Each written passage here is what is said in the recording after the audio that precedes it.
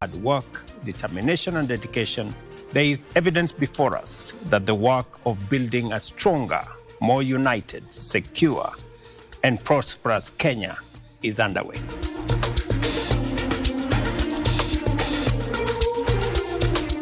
Our health workers are guardians of our well-being, using their knowledge, skills, and compassion to ensure every Kenyan has access to care. Your work is the foundation of a healthier nation and a healthier future. Kenya's future is in the classroom. Having been a teacher, I understand how difficult it is to teach a hungry child. Our mission is to make sure hunger doesn't get in the way of our children's education. A plate of food is power in a child's hands.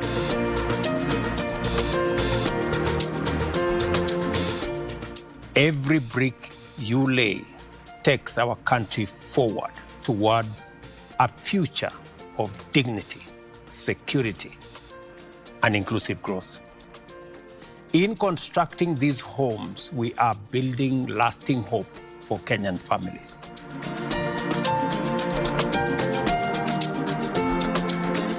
A kitchen garden is a gift we give ourselves that keeps giving, providing families with fresh, healthy meals. You can transform your meal table by stepping out to do a little cultivation. This Christmas, let us grow more organic food and nourish our children with love and care. Planting trees is an act of hope. We do this to remind ourselves that our action can make a difference for us and for future generations.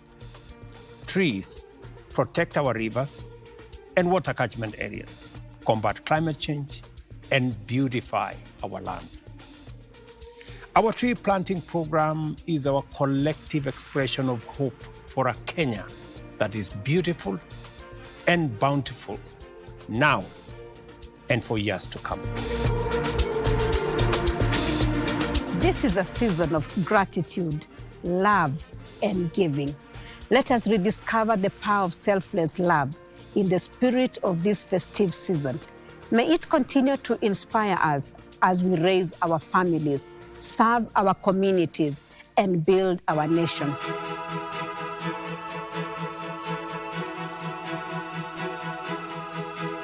This Christmas, let us remember that together, we are always unstoppable. Let our actions affirm the power of unity, solidarity, and compassion. Do not hesitate to perform acts of friendship and kindness. Experience the miracle of giving by giving. Together, we will do great deeds for our nation and warm every Kenyan heart. To each one of you and your families, Merry Christmas. And a happy, prosperous New Year 2025.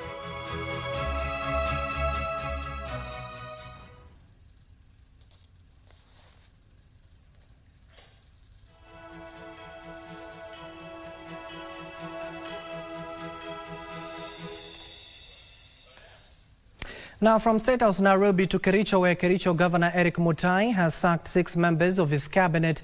In the latest reshuffle of the executive, the governor has terminated the contracts of Rosemary Rop of Water, Environment, Energy, Forestry and Natural Resources, Leonard Ngetich of Trade, Industrialization and Tourism, Brian Langat of Lands, Edna Tonui of Public Service, Bernard B. of Roads and Kipruto Malel. He named their replacement, who are now waiting to be vetted by the County Assembly.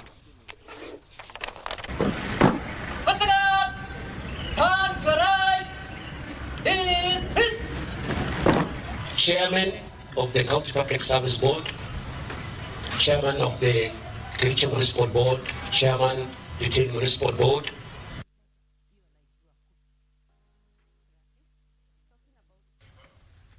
Now, a section of residents in Ruiru, Kiambu County are raising concerns about the high cost of living, which they say has dampened the festive Christmas mood. Now, speaking during a food donation event at St. George's Primary School, the residents decried the economic crisis, which they say has forced them to scale back on holiday traditions such as travel, gift giving and celebrations. The residents urge the government to address inflation by halting further tax hikes and scrapping some existing taxes to ease their financial burden. Umati umekuwa mkubwa kwa sababu hali ya kiuchumi, maisha imeweza kuwa gari sana na si kila mtu anaweza kuafford hata kitu ya kula kila siku. So tungeomba serikali yetu iweze kutusaidia kuleta mikakati ya kuongeza pesa kwa mfuko kwa wananchi wa kawaida. Tukifika mwaka mpya January 2025, wao wametutelemshia vitu na washughulikie watu kama sisi wenye hatuna kazi.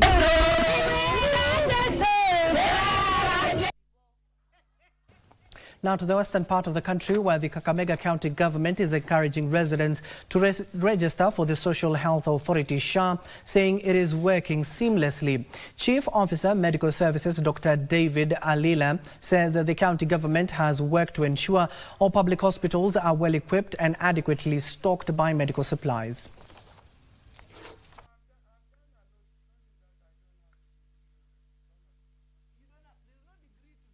They won't confirm that X-ray is working. And so people are politicking around the health issue because it's a national issue. And Kakamega, we've tried our level best. There are drugs in all our level 4 hospital. We are employing more staff. And we don't see a reason why patients should not be able to receive services.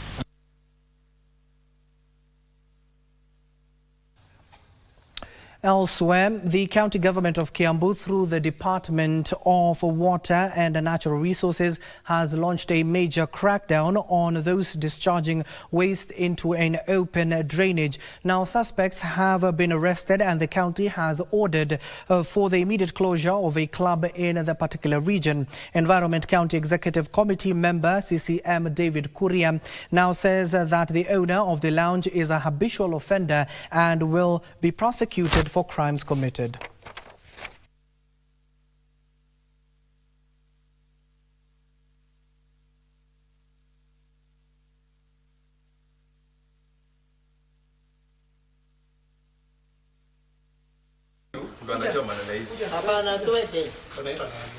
Quite unfortunate that this morning we came to this big launch here and we found a very pathetic situation where the owner or all the properties are draining water, wastewater into the open drainage.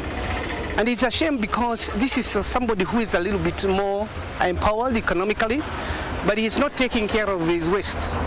And we have ordered immediate closure of this complex until they address this issue. We have requested the courts not to be very sympathetic with such people because they are exposing our citizens to waterborne diseases.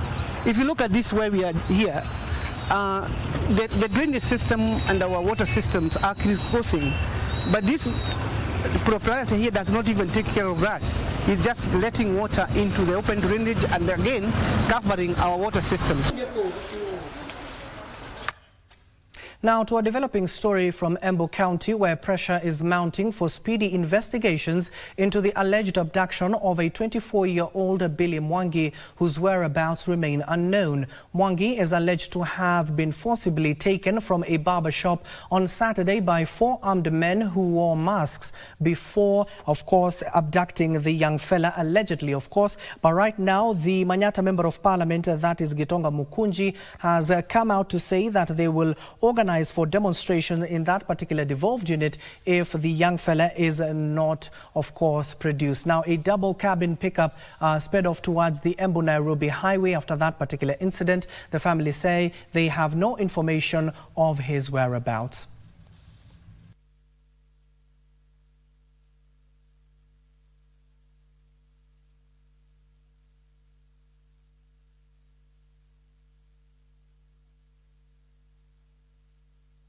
Now, I want to say that we expect the organs of law to produce Bill unharmed and alive.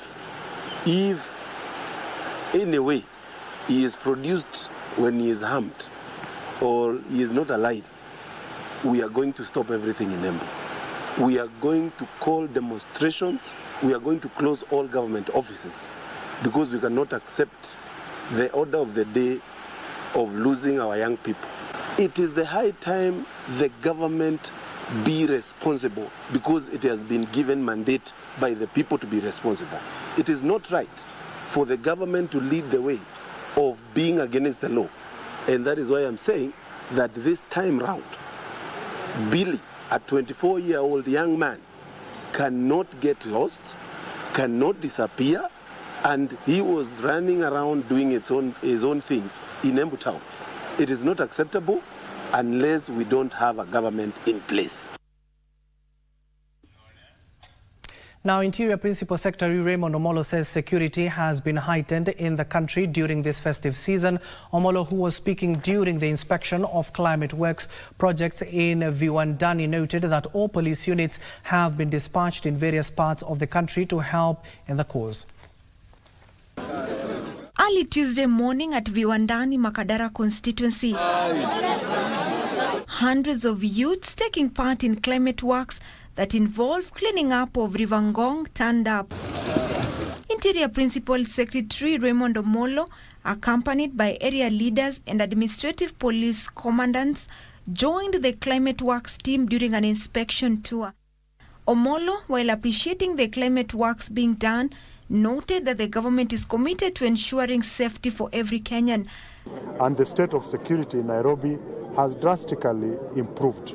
Would want to sustain that by working closely with all the communities, all the elected leadership, and also the rest of the community leaders, both faith-based and non-faith-based.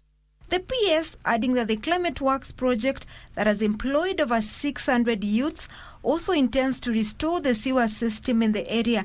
If you look at the river today and compare what it used to be 3 months ago, it was dark silt that was flowing in that river. Today the color has changed and we're on a journey towards ensuring that we have clear water flowing on the river. Tumefurahi sana kwa sababu imetoa vijana wengi kwa mawe, imetoa vijana wengi kwa base, na sasa vijana wanafanya kazi na wanapata mshahara yao ya kujihudumu na maisha yao pamoja na jamii zao. PS tunamshukuru sababu ni mara ya kwanza kuona PS katika serikali kuu ametembelea area yetu ya chini. This even as he called upon members of the public to register in Taifa Care that will in turn uplift their lives. When all of us are enrolled, then the government is better placed to budget for the health facilities in terms of equipping them, but also in terms of providing the necessary personnel. Ningeomba sana tuweze kujiregister kwa wingi, tuona kwamba umepata kadi ya kujitibu kwa hospitali. Opicho Chemtai for Lunchtime News.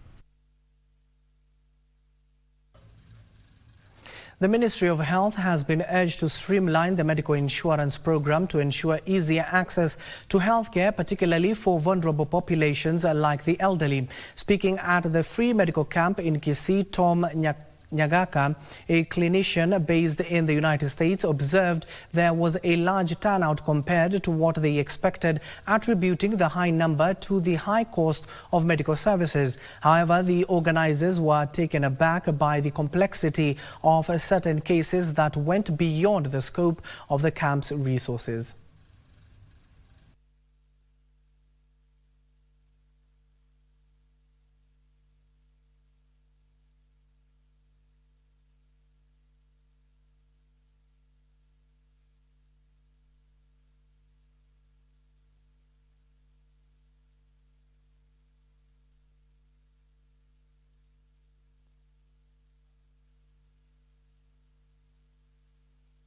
The Ministry of Health needs to do more of education on how this thing is working, and they need to come to the ground, because a village like this, to see more than 1,000 patients is kind of a little bit abnormal. A good number of patients ni elderly ambao ndio nimesema hapo mbeleni wako na chronic illnesses.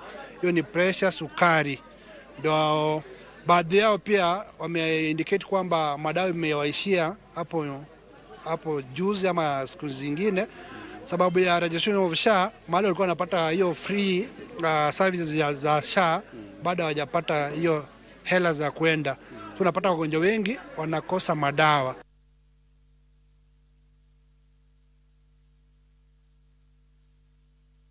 Also, Nyeri County Commissioner Ronald Muiwaiwi says they have put in place security measures to ensure the safety of residents and visitors.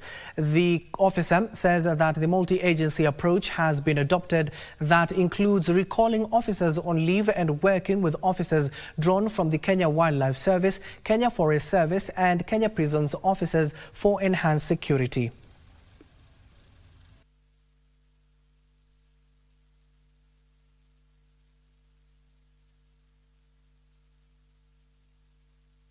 Na kwa wale ambao wanazuru maeneo haya tunataka wakuwe uhuru kutembea, na wale ambao wanataka kusafiri kuzuru maeneo mengine pia wako uhuru wa kutembea. Kuhusu mambo ya vileo na pombe haramu, tumeweka mikakati ya kutosha kuhakikisha kwamba kwa msimu huu hakuna pombe haramu ambayo itapatikana katika soko zetu.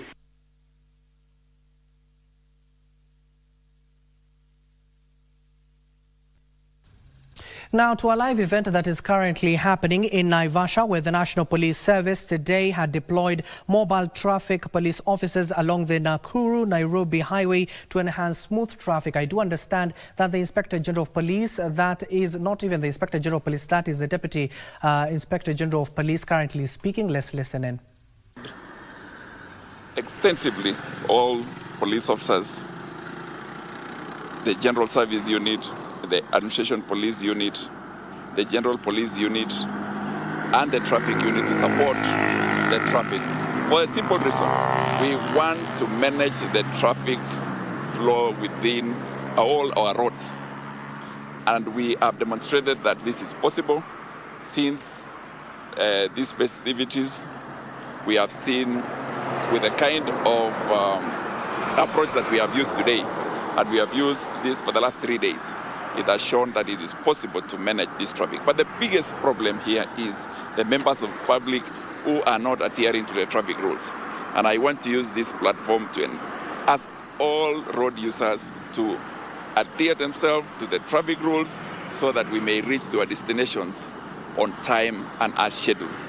Most of the problems that we are experiencing on the road is because of the indiscipline, overlapping, and wanting to reach the destination using a very indisciplined way of doing things. But as you can see how the vehicles are moving, we are happy as the National Police Service on the efforts by our teams and the teams from other departments. We have had the NTSA, we've had the members of the NGAO, all the government approach that has given us to succeed today. Otherwise,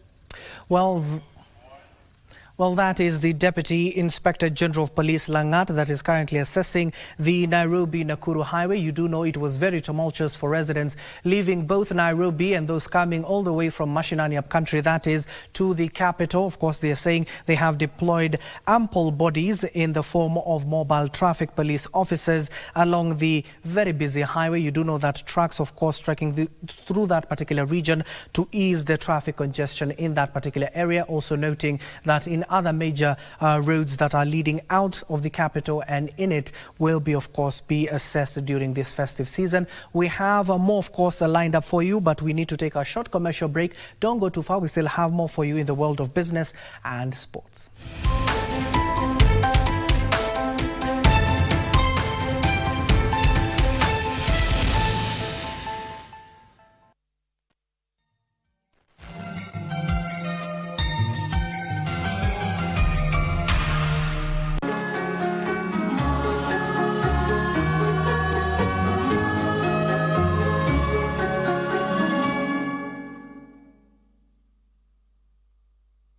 Wakati mambo yanaonekana kwenda segemnege, sharti mkakati ufanywe ili kuhakikisha kwamba kila kitu kipo sawa kama sahani na kawa. Unabati kuwa mimi ni mtu mpole na sipendi mshike. Kati yako na mimi, ni nani anayemjua babake Masha vizuri? Utepetevu na mahaba ya ujana yanazua timbu ili baina ya Pascal, Linda na Rama, vijana walioasi maadili bila kujali tago wala jando. Hapa tunakupa vidonge na maji ya kumezea katika tamthilia bab kubwa ya Lawama. Naam, hujambo mtazamaji, jina langu ni Nancy Okware na ninakutakia Krismasi njema na mwaka mpya wenye fanaka.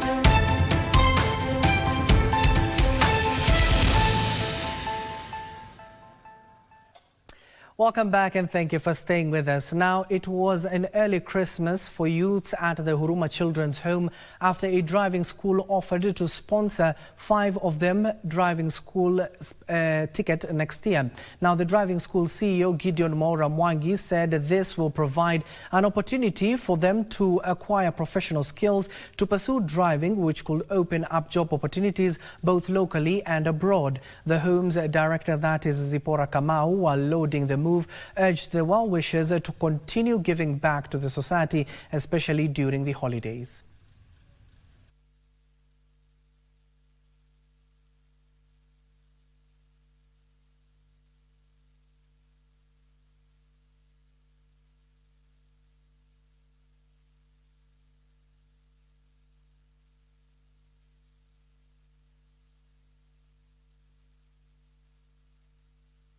That is one of my desire, that mtoto akitoka hapa form 4, wale hao watoto ambao hawana watu wao naweza kuwasomesha kwa driving school, and it is my prayer that we shall continue in partnership, kwa sababu hata hiyo pesa ni mingi. But thank you so much for this year. Is a great year kwa watoto wangu 5, najua wataingia driving school. Now, the season for giving was evident in different counties as philanthropists and well-wishers donated food, medical services and non-food items to the less fortunate.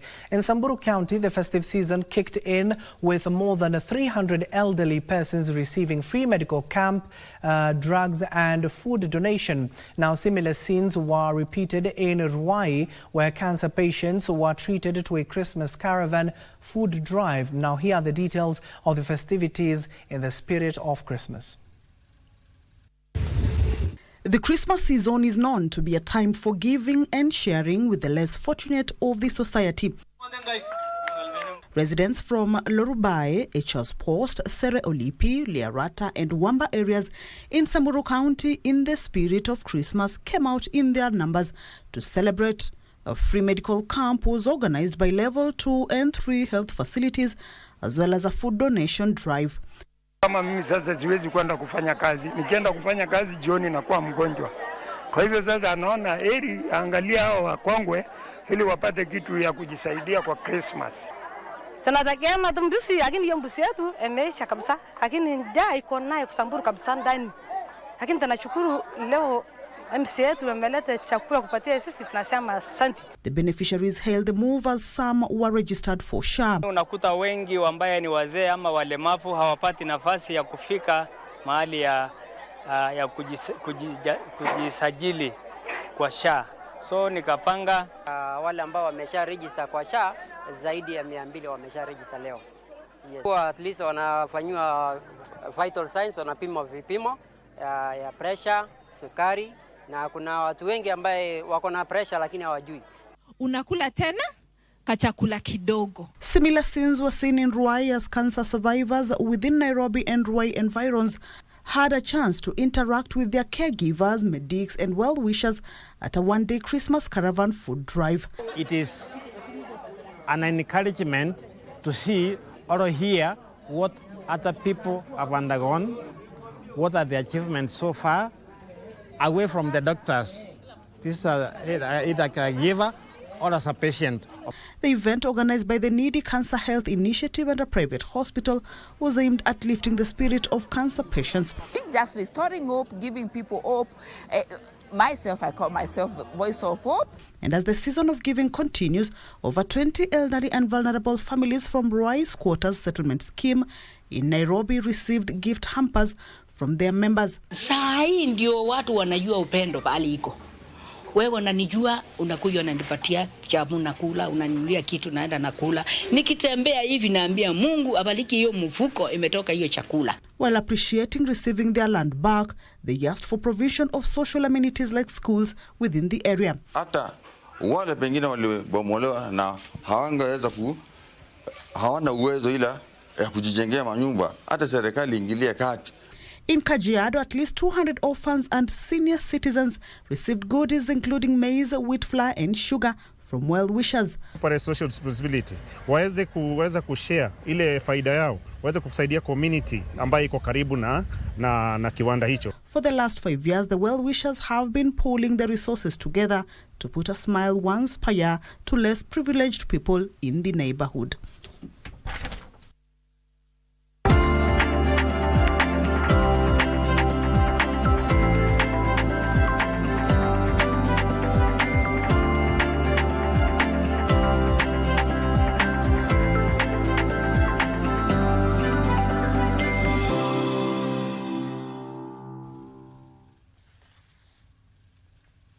And now finally, let's get down to business. Now, the adoption of digital technologies coupled with the challenges that have been witnessed in the country, of course, with the country facing to go to the digital era and with the government's efforts to ensure that the digital superhighway comes to fruition. Those are some of the stories that are within the business line-up. Of course, we're taking that particular story in just a few.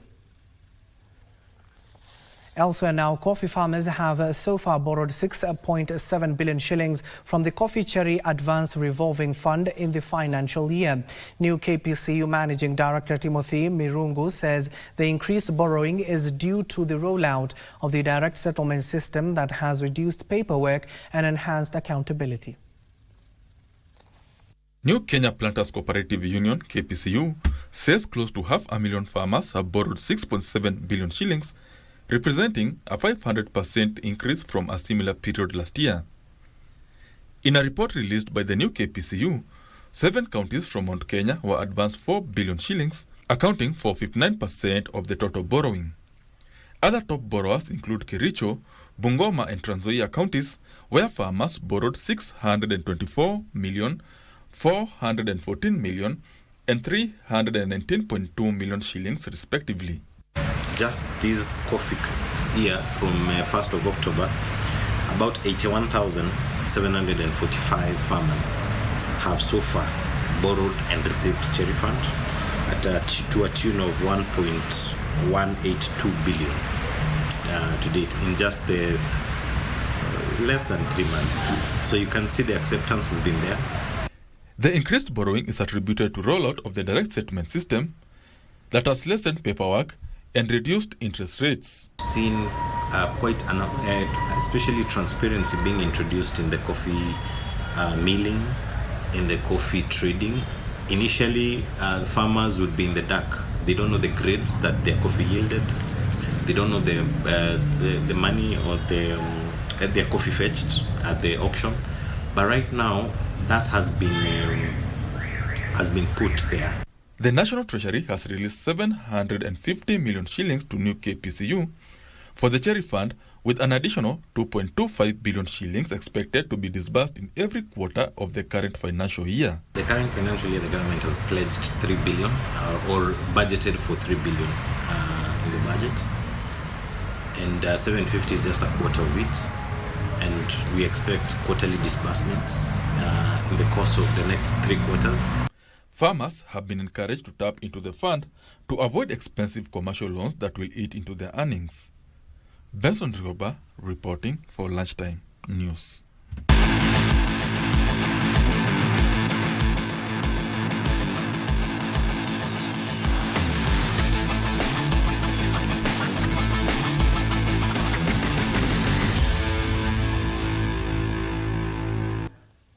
And now finally, let's get sporty. More than 8 teams competed in the Chuma Moto football tournament, which was held at the Ivugwi Primary School in Kakamega County. The football tournament was organized to nurture young talents, especially for the girls, and provide positive engagement for the youth with the aim of keeping them away from drug abuse and criminal activities. During the tournament, Likuyani Member of Parliament Innocent Mugabe organized a medical camp to also promote the SHA registration.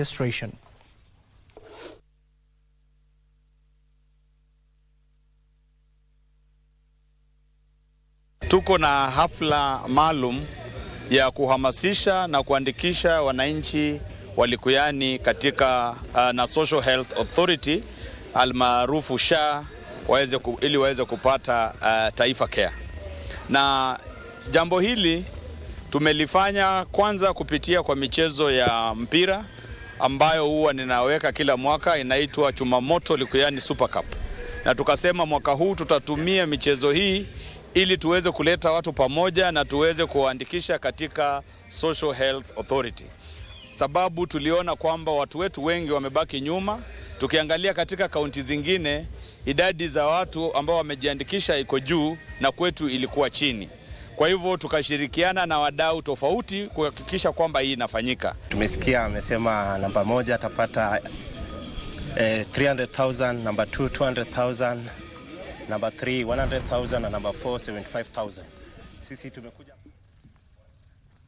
Now, defending champions, that is Inter Milan, picked up 3 crucial points after defeating Como 2-0 in one of the 2 Serie A matches played last night, thanks to the second half goals from Carlos Augusto and Marcus Thuram. Those are the latest results we have received from Europe. And of course, you do know that given that it is Christmas tomorrow...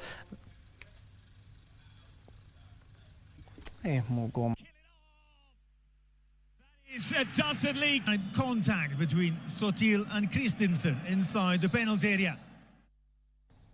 Well, of course, those are your results from Europe. You do know that given that it is the festivity seasons, the English Premier League will be back on Thursday. That will be on the 26th of December. That concludes our bulletin this afternoon. Do join us in our subsequent bulletins at 7 p.m. and 9 p.m. My name is Abdiaziz Hashim. The sign language interpreter at the bottom end of the screen is Lensa Odingo. Good afternoon.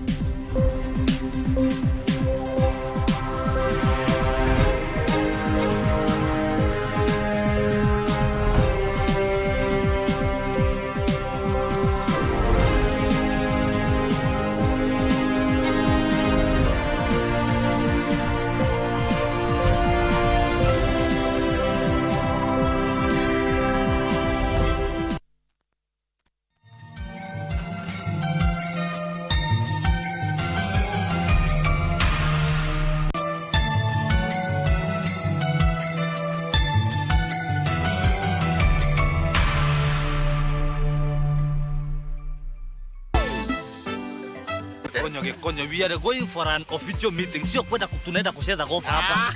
Umerada nimevaa designer.